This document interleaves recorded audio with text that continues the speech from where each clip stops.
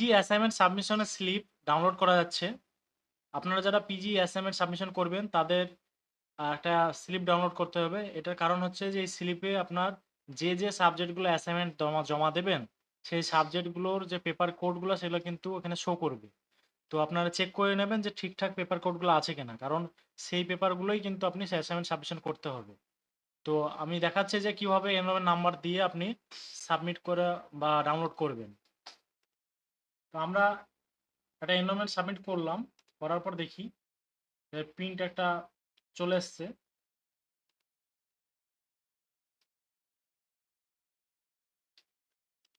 তো এখানে দেখে নেবে যে নাম, গ্রাজুয়েশন, গার্জেন নেম, এনরোলমেন্ট নাম্বারের পর সেন্টার নেম থাকবে, আর হচ্ছে paper to be submitted, already submitted এরকম দেখাবে। যদি সাবমিট করে থাকেন তাহলে অলরেডি সাবমিটেড শো করবে, আর যদি সাবমিট করা না থাকে তাহলে পেপার টু বি সাবমিটেড করে সাবজেক্ট কোডগুলো দেখিয়ে দেবে।